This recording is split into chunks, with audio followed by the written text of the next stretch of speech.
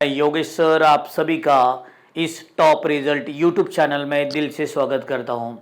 बच्चों, अभी तक मैंने आपका जो PYQ यानी 12th महाराष्ट्र स्टेट बोर्ड का PYQ 2023 के जो भी ज्योग्राफी के पेपर्स है, अभी तक मैंने उस पेपर्स में का जो क्वेश्चन नंबर 1 से लेके क्वेश्चन नंबर 6 तक पूरे क्वेश्चन कंप्लीट किए हैं और आज हम उस पायदान पे आके रुके हैं जहाँ पे हम इस क्वेश्चन नंबर की श्रृंखला में के लास्ट क्वेश्चन नंबर 7 देख रहे हैं।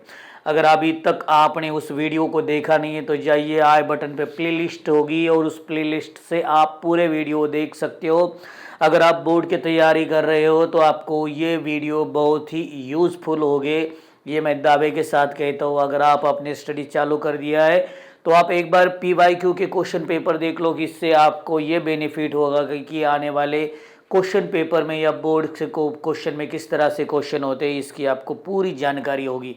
तो हम इस श्रृंखला का लास्ट क्वेश्चन जिसे कहेंगे हम, जो क्वेश्चन नंबर 7 है, वो हम देखने जा रहे हैं और ये भी हम बहुत ही डिटेल में देंगे। क्वेश्चन नंबर 7 जो है, answer the following questions in details. तो डिटेल्स में हमें लिखना पड़ता है और इसके लिए हमें बोर्ड्स प्रोवाइड करता है 8 मार्क्स। 8 मार्क्स के लिए बहुत सारे स्टूडेंट को ये नहीं पता होता कि कितने मार्क्स के लिए कितना लिखना पड़ता है, लेकिन जब भी बोर्ड्स की इंफॉर्मेशन आपको लिखनी पड़ती है, आंसर लिखना पड़ता है डिटेल्स में, तब बहुत बार अगर आप 10th स्टैंडर्ड में या 12th स्टैंडर्ड में हो तो आपको प्रॉपरली पॉइंट्स के ऊपर बहुत ही आपको ध्यान देना पड़ता है, जिसे कीवर्ड्स भी कहा जाता है बोर्ड्स की लैंग्वेज में।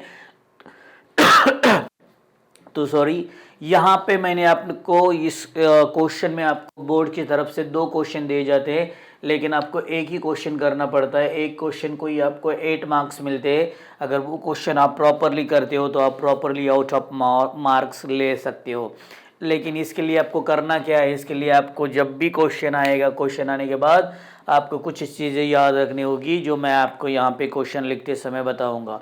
तो जनरली सबसे पहले तो कितना लिखना पड़ता है, तो पूरे पॉइंट्स पे लिखना पड़ते हैं। और 8 मार्क्स के लिए मुझे तो लगता है कि 8 मार्क्स के लिए अगर आप यूज़ करते हो पेजेस 1 2 3, पेज नहीं है 1 2 3 पे, पेजेस 1 2 बैक टू बैक, और दूसरा हाफ वाला पेज और यूज़ करके 6-7 पॉइंट्स बना के अगर आप इसका आंसर लिखते हो तो एग्जामिनर आपको आउट ऑफ मार्क्स 100% देगा। थोड़ी सी हैंड राइटिंग थोड़ी पढ़ने में आ जाए, इसकी बस रिक्वायरमेंट है। यहाँ पे देखते हैं क्वेश्चन कौन से दिए हमें 2023 के इस PYQ में। हमें जो भी 7th वाला हमारा क्वेश्चन, तो कौन से क्वेश्चन बोर्ड ने दिए और उसमें आंसर क्या लिखना पड़ता है, ये हम यहाँ पे डिटेल में डिस्कस करेंगे। तो चलते हैं क्वेश्चन की तरफ। क्वेश्चन है, explain the intensive subsistence agriculture. Intensive subsistence agriculture, दोनों चीज़ें यहाँ पे। इंटेंसिव एग्रीकल्चर के टाइप में देखोगे तो टाइप में आप इंटेंसिव और उसके बाद एक्सटेंसिव एग्रीकल्चर किया जाता है। इंटेंसिव एग्रीकल्चर का मतलब होता है नीचे की तरफ, यानी एक्सपांड नहीं कर सकते हो आप, और एक्सपेंडिचर के ऐसे एक्सपांड नहीं कर सकते एक्सपेंसिव एग्रीकल्चर में। तो यहाँ पे आप देख रहे हो कि अगर आपको इंटेंसिव एग्रीकल्चर करना है, इंटेंसिव एग्रीकल्चर यानी आप इसको विस्तारित एग्रीकल्चर नहीं कहा या फिर सखोल एग्रीकल्चर कहा जाता है। जो भी करना है आपको छोटे प्लॉट्स में, आपको जो भी एक्टिविटीज़ करनी है, जो भी आपको उसके ऊपर जो भी चीज़ें प्रक्रिया प्रोसेस करनी है, आपको उस छोटे प्लॉट्स में ही करनी होती, उस एग्रीकल्चर प्रोसेस को इंटेंसिव एग्रीकल्चर कहा जाता है। और ये सबसिस्टेंस पेट भरने के लिए होती है, उसमें ज़्यादा व्यापारीकरण नहीं होता है। तो इस एग्रीकल्चर के बारे में आपको लिखना है।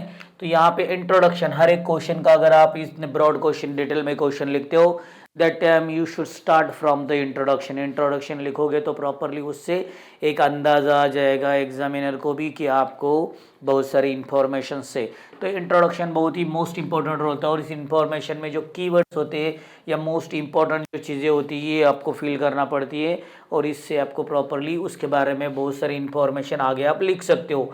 देखो, इन इंट्रोडक्शन में आप लिख रहे हो कि यहाँ पे intensive subsistence agriculture is a farming system with high labour inputs, little machineries that's practice in densely populated areas. For example 2-3 चीज़ें यहाँ पे हमें मिलती है। थोड़ी सी 2-3 चीज़ें यहाँ पे जनरली अगर आपको प्रॉपरली दिखता नहीं होगा तो मैं आपको बताऊंगा कि इसमें सबसे मेन चीज़ होती है कि मशीनरी का ज़्यादा यूज़ नहीं किया जाता है, बिकॉज इट्स सबसिस्टेंस, और ये मशीनरी का यूज़ नहीं होता है क्योंकि और इंटेंसिव भी है, छोटे प्लॉट्स होते हैं और ये व्यापारीकरण की तरह नहीं होते, छोटे प्लॉट्स होते हैं, बड़ी मशीनरीज आप यूज़ नहीं कर सकते हो और इसके बाद इससे व्यापार या मुनाफा कमाना ये नहीं होता, तब पेट भरना इसका सबसे पहला कैरेक्टरिस्टिक्स होता है। और यहाँ पे कौन से एरिया में ये होता है, तो सबसे पहले डेंसली पॉपुलेटेड एरिया, जहाँ पे पॉपुलेशन की बहुत बड़ी तादाद है, बहुत बड़ी मात्रा है, ऐसे एरियाज में ही इस तरह की एग्रीकल्चर की जाती है। तो इस तरह की एग्रीकल्चर इस एरिया में की जाती है। तो जनरली इसके कुछ कैरेक्टरिस्टिक्स भी है, ये तो क्या लिमिटेड प्लॉट्स में की जाती है जो मैंने बताया, हाई यील्डिंग, और उससे मिलने वाला जो प्रोडक्शन है वो प्रोडक्शन ज़्यादा होना चाहिए, भले ही इसका उद्देश्य पैसा कमाना ना हो फिर भी प्रोडक्शन ज़्यादा होना चाहिए। वैरायटी ऑफ टैक्टिक्स इसमें की जाती है, वैरायटी ऑफ टैक्टिक्स, ज़्यादा से ज़्यादा टेक्निक्स, अलग अलग टेक्निक्स यूज़ करके इसका प्रोडक्शन बढ़ाने का ट्राई किया जाता है। इफेक्टिव इरिगेशन मेथड, और इसको इफेक्टिव इरिगेशन मेथड किया जाता है, यानी जितना भी आपके पास क्रॉप्स है उस क्रॉप्स को अच्छी तरह से जल सिंचित किया जाता है या उसको इरिगेशन प्रोसेस की जाती है। उसके बाद यहाँ पे दूसरा इफेक्टिव यहाँ पे डिस्ट्रीब्यूशन, मैंने ये सब चीज़ें बताई कि यहाँ पे पॉपुलेशन सबसे ज़्यादा होता है, उसी ही एरिया में आपको क्या दिखाई देगा, उसी ही एरिया में आपको सबसे ज़्यादा ये एग्रीकल्चर की दिखाई देती है। चाइना पॉपुलेशन जास्त है, इंडिया बहुत ज़्यादा है, जापान के एरिया में भी की जाती है, because Japan there were no fertile soil, उतनी सॉइल अच्छी नहीं है। फिर उसके बाद वहाँ पे देखो जापान का अगर आप जो स्ट्रक्चर, रिलीफ स्ट्रक्चर देखोगे तो वहाँ पे आपको पूरा एरिया जो आइलैंड के तौर पे मिलेगा, होकाइडो, होन्शु, शिकोको और क्यूशु, ये चार ही वहाँ पे अलग अलग आइलैंड्स है। और वहीं पे आपको क्या मिलता है, वहाँ पे आपको लैंड का जो रिलीफ है माउंटेनियस दिखाई देता है, और इसलिए उस लोगों की भी यहाँ पे जो प्रॉब्लम्स है यानी पेट भरने का प्रॉब्लम, तो इसके लिए भी ये एग्रीकल्चर। श्रीलंका, ओके, और इसके बाद east Asian countries, east Asian countries में भी आपको क्या दिखाई देता है, ईस्ट एशियन कंट्रीज़ में आपको ये एग्रीकल्चर की जाती है। इसका डिस्ट्रीब्यूशन हो गया। इंपॉर्टेंस क्या है इसका, इंपॉर्टेंस इतना ही, fulfil their populations food demand, जितने भी वहाँ पे लोग हैं उन लोगों के डिमांड फुलफिल हो, इसलिए ये एग्रीकल्चर किया जाता है, जिसे इंटेंसिव सब्सिस्टेंस एग्रीकल्चर कहा जाता है। उसके बाद प्रॉब्लम्स, बहुत सारे प्रॉब्लम्स है भाई, इस तरह से एग्रीकल्चर करना थोड़ी अच्छा होता है। यूएसए में इस तरह के एग्रीकल्चर की नहीं, वहाँ पे एक्सपांडिंग एग्रीकल्चर की जाती है। तो इसके लिए क्यों यहाँ पे हम तो क्या कर रहे हैं, उस ज़मीन के अंदर तीन तीन चार चार क्रॉप्स ले रहे हैं, 3-4 क्रॉप्स यानी 3-4 बार, या अभी रब्बी हो गया, अंगाम हो गया, उसके बाद रब्बी, आगात, ये सभी चीज़ें हम यहाँ पे यूज़ कर रहे हैं। उसके बाद हम इरीगेशन, ज़्यादा इरीगेशन करके ज़्यादा प्रोडक्शन लेने का ट्राई कर रहे हैं, तो उस एग्रीकल्चर या सॉइल का पीएच वैल्यू भी प्रॉपर नहीं रहेगा। और इसके बाद क्या होगा, हाई इरिगेशन के कारण उससे सैलिनिटी बढ़ जाएगी। यूज़ ऑफ द पेस्टिसाइड के कारण क्या होगा, पेस्टिसाइड का यूज़ करने के बाद वहाँ का जो भी इसका इम्पैक्ट हो जाएगा सॉइल के ऊपर, और साइज सॉइल का पीएच वैल्यू भी क्या हो जाएगा, कम होते जाएगा। तो ये सब चीज़ें हमें दिखाई देती है। ये प्रॉब्लम्स, और भी बहुत सारे प्रॉब्लम्स है। प्रॉब्लम में आप देख सकते हो इस तरह से एग्रीकल्चर करने के बाद भी वहाँ पे आपको उतना फूड्स यानी जितने भी रिक्वायरमेंट होती है उतना फूड्स मिलता भी नहीं है। और दूसरी चीज़ कि अगर इतनी बार उस सॉइल के ऊपर आप प्रोसेस करके इतना सारा क्रॉप्स लेने के बाद भी उसका पीएच वैल्यू या जो भी हम कहेंगे फर्टिलिटी जो है सॉइल्स की, या जिसकी क्वालिटीज़ कहेंगे हम, वो क्वालिटी पूरी चली जाती है और वहाँ पे वो बंजर होने की ज़्यादा संभावनाएं होती है। ये सब चीज़ें हम यहाँ पे इंटेंसिव सब्सिस्टेंस एग्रीकल्चर के बारे में लिख सकते हैं। ओके, आई होप आपको ये सब कॉन्सेप्ट प्रॉपरली समझ में आ गया होगा। इसके बाद हमारे सेकेंडरी जो भी क्वेश्चन है, सेकंड क्वेश्चन है उसके बारे में हम यहाँ पे देखते हैं। सेकंड वाला क्वेश्चन है, explain the physical factors affecting location of industries. Industry, location of the industries के लिए कौन कौन से फिजिकल फैक्टर्स है, ये इंपॉर्टेंट्स होते हैं। लेकिन मैंने आपको कुछ चीज़ें जो है यहाँ पे एडिशनल में भी दी है, फिजिकल के साथ भी मोस्ट इंपॉर्टेंट होती है। अगर ये चीज़ें आप सब जान लेते हो तो इंडस्ट्री, अगर आपको लैंड, कोई भी इंडस्ट्री का आपको लोकेशन कंफर्म करना है, कोई भी लोकेशन आपको इंडस्ट्री का कंफर्म करना है, तो कुछ चीज़ें आपको ध्यान में रखनी ही होगी। फॉर एग्जांपल समझ लो कि फॉर एग्जांपल आपको समझो कि आपको चिकन मटन का आपको शॉप खोलना है और चिकन मटन का आप शॉप खोलेंगे, लेकिन आप जहाँ पे कोई चिकन खाता नहीं है इस एरिया में आप चिकन मटन का शॉप खोलोगे तो वहाँ पे आने वाला कस्टमर कहाँ से आएगा ऑब्वियसली। तो इसलिए आपको जहाँ पे जो लोग हैं जहाँ पे वो खाते हैं वहाँ पे, और दूसरी चीज़, और जो लोग जो खाना खाते हैं, फॉर एग्ज़ाम्पल जो मटन खाते हैं वही चीज़ें आप वहीं पे अप्लाइड करोगे। फॉर एग्ज़ाम्पल यहाँ पे जो भी मीट या मटन खाते नहीं उस एरिया में उस तरह का मीट का आप शॉप लगाओगे तो वो भी वहाँ पे नहीं चल पाएगा। तो वैसे ही इंडस्ट्री के बारे में भी आप जब भी एक्सप्लेन करोगे तो वहाँ पे भी फिजिकल फैक्टर्स बहुत सारे इम्परेटिव होते हैं और ये सभी चीज़ें अभी देखने पड़ती है। वैसे जैसे यहाँ पे भी आप लिखोगे इंट्रोडक्शन, तो इंट्रोडक्शन में कुछ चीज़ें आपको लिखना पड़ती है और ये कुछ चीज़ें आपको क्या करती है, आपके आंसर को अभी स्ट्रांग बनाती है। तो यहाँ पे देखो, industry is the place where the conversion of products obtained from primary activity into final products। उसे इंडस्ट्री जो प्राइमरी से यानी रॉ मटेरियल्स में से जो भी चीज़ें निकलती है उसके ऊपर प्रोसेस होके जो भी आउटपुट या लास्ट वाली फाइनल वाली जो भी चीज़ बनती है उस सभी चीज़ों को फैक्ट्री या इंडस्ट्रीज़ कहा जाता है। तो इसमें जो भी है, इससे होने के बाद यहाँ पे देखो, इस चीज़ों के लिए कोई भी इंडस्ट्री अगर आपको स्टार्ट करनी है तो बहुत सारी चीज़ें आपको ध्यान में रखनी पड़ती है, बहुत सारी चीज़ों के ऊपर आपको सोच विचार करना पड़ता है, तभी आप इंडस्ट्री वहाँ पे ओपन कर सकते हो। तो वैसे ही यहाँ पे फिजियोग्राफी सबसे मेन है। फिजियोग्राफी आपको देखने पड़ेगी कि इस तरह की फिजियोग्राफी है। अगर वहाँ पे अगर कोई भी इंडस्ट्री आप स्टार्ट कर रहे हो लेकिन आने वाला बाढ़, आने वाला पानी वो सभी आपके एरियाज़ में चला जाएगा, तो वो उस फिजियोग्राफी देखो किस तरह से फिजियोग्राफी है, तभी आप तो इंडस्ट्री वहाँ पर खड़ी कर पाओगे। प्लेट्यूज़ और mountainous areas are less populated than plains. आपको सबसे पहले कि प्लेन एरिया में अगर जियोग्राफी में आप कोई भी इंडस्ट्री ओपन कर रही हो वहाँ पे तो कंज्यूमर तो चाहिए, तो आपको सबसे बेस्ट एरिया होता है सबसे पहले कि compare to the plateaus and mountainous areas आपको प्लेन एरिया में सबसे ज़्यादा पॉपुलेशन मिलेगा, और उस एरिया में उस रिक्वायरमेंट के अकॉर्डिंग अगर आप कोई इंडस्ट्री स्टार्ट करते हो तो it's better for your future, obviously your future and your industries future also. उसके बाद है सबसे मोस्ट इम्पोर्टेंट और एक क्लाइमेट।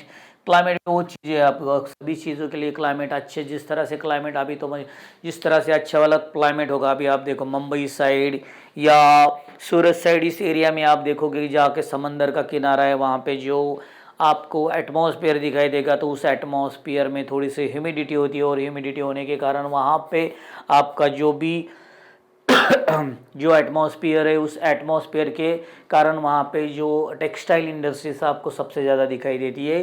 तो उसी तरह ही आपको दूसरे एरियाज़ में आप उस तरह के आप इंडस्ट्रीज ओपन नहीं कर पाओगे।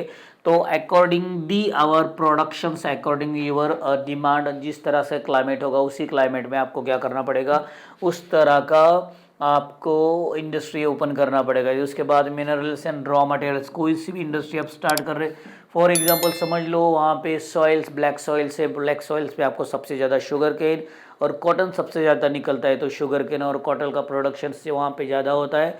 तो उस एरिया में आप अच्छी तरह से क्या कर पाओगे, उस एरिया में आप अच्छी तरह से शुगर इंडस्ट्री या आप वहाँ पे ओपन कर सकते हो। तो ये बेनिफिट हो सकता है, क्योंकि शुगर इंडस्ट्री ओपन करने के लिए जहाँ पे रॉ मटेरियल्स है उसके नियर बाय ही आप शुगर इंडस्ट्री ओपन कर सकते हो। क्योंकि एक बार वो गन्ना या शुगर तोड़ने के बाद 24 आवर्स के अंदर उस पे ऊपर कोई प्रक्रिया नहीं की तो उसका वेट कम हो सकता है और इंडस्ट्री वालों के और फार्मर को भी उसका लॉस हो सकता है। इसीलिए उस एरिया में, जिस एरिया में आपका रॉ मटेरियल्स अवेलेबल है वहीं पे ही आप इस तरह के इंडस्ट्रीज ओपन कर सकते हो। उसके बाद वाटर मेन इम्पोर्टेंट, अगर कोई भी इंडस्ट्री स्टार्ट करना है तो वाटर तो चाहिए। अगर वाटर नहीं है तो कोई भी इंडस्ट्री आप अच्छी तरह से प्रॉपरली यहाँ पे खड़े ही नहीं कर सकते हो।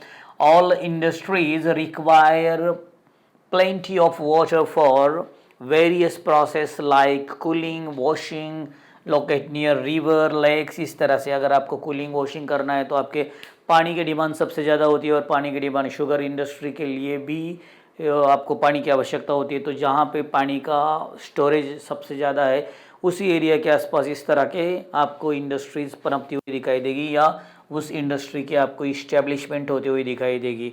उसके बाद लैंड अवेलेबिलिटी, अगर लैंड अवेलेबल नहीं होगा आपको इंडस्ट्री ओपन करनी है। बहुत बार हमने देखा है कि बहुत बार इंडिया में अलग अलग कंट्रीज़ के अलग अलग फोर व्हीलर्स के लिए या अलग अलग इसके लिए प्रोडक्ट्स के लिए लैंड अवेलेबल नहीं होते। लास्ट टाइम हमने भी देखा था कि लास्ट टाइम यहाँ पे वेस्ट बंगाल में जो इंडस्ट्री थी उस इंडस्ट्री को वो अब उसको सब बहुत सारे लोगों ने उसके ऊपर यानी उसको अपोज किया, उसको उस एरिया में होने नहीं दिया। तो बाकी वो जो इंडस्ट्री है दूसरी एरिया में यानी गुजरात के आसपास चली गई। या महाराष्ट्र में बहुत बार जो बुलेट ट्रेन है, बुलेट ट्रेन के बारे में बहुत सारे जो लोग हैं उसके बारे में, या इस बुलेट ट्रेन के बारे में या कोई भी इंडस्ट्री में आपको ये समझा रहा हूँ कि उसके लैंड अवेलेबिलिटी होनी चाहिए। अगर लैंड अवेलेबिलिटी में अगर प्रॉब्लम्स होता है तो वहाँ पे भी इंडस्ट्री आप अच्छी तरह से नहीं कर पाओगे। तो ट्रांसपोर्टेशन सबसे मेन है। ये तो फिजिकल फैक्टर्स में नहीं है, लेकिन मैंने लिखा हूँ कि इसमें फिजिकल फैक्टर्स के अकॉर्डिंग ट्रांसपोर्टेशन से ट्रांसपोर्टेशन सोशल भी फैक्टर हो सकता है, और इसके बाद लेबर भी ये सोशल फैक्टर हो सकते हैं। आपको जितने फिजिकल फैक्टर में ऊपर वाली सभी चीज़ें करनी है, लेकिन अगर आपको ट्रांसपोर्टेशन की फैसिलिटीज़ भी अवेलेबल नहीं होगी तो भी आप प्रॉपरली नहीं कर पाओगे। और दूसरी चीज़ आपको लेबर भी आवश्यकता होती है। तो ये सब चीज़ें जहाँ पे प्रॉपरली मिलती है उसी एरिया में आपको इंडस्ट्रियल पनपती हुई या इंडस्ट्रियल आपको दिखाई देती है। तो ये सब लोकेशन के लिए इंडस्ट्री खड़ी करने के लिए ये सब चीज़ें आपको मोस्ट इम्पॉर्टेंट होते हैं। मुझे लगता है ये दोनों कॉन्सेप्ट आपको प्रॉपरली समझ में आ गई होगी, और इसके साथ ही हमारा PYQ 2023 का जो ये पेपर है पूरा कंप्लीट हो सकता है। तो ये आपके लिए बहुत बड़ा खजाना हो सकता है बच्चों के लिए, क्योंकि इसमें मैंने बहुत ही डिटेल्स में सभी चीज़ें की है। यूट्यूब के ऊपर इस तरह से कोई भी वीडियोज़ नहीं है, और इसका आप बहुत ही अच्छी तरह से लाभ उठाइए। और अच्छी तरह से नेक्स्ट सेक्शन में मैं आपको पूरे जो लेक्चर्स है पूरे यानी चैप्टर्स है वो चैप्टर प्रॉपरली मैं सभी वो चैप्टर आपको पढ़ाऊँगा। मुझे लगता है ये सब इन्फॉर्मेशन आपके लिए बेस्ट रहेगी। और आज का लेक्चर मैं यहीं पे ख़त्म करता हूँ। मिलते हैं अगले लेक्चर में अगले टॉपिक के साथ, अगले चैप्टर के साथ। तब तक हंसते रहिए, खिलखिलाते रहिए, मुस्कुराते रहिए। Take care, bye bye, have a nice day.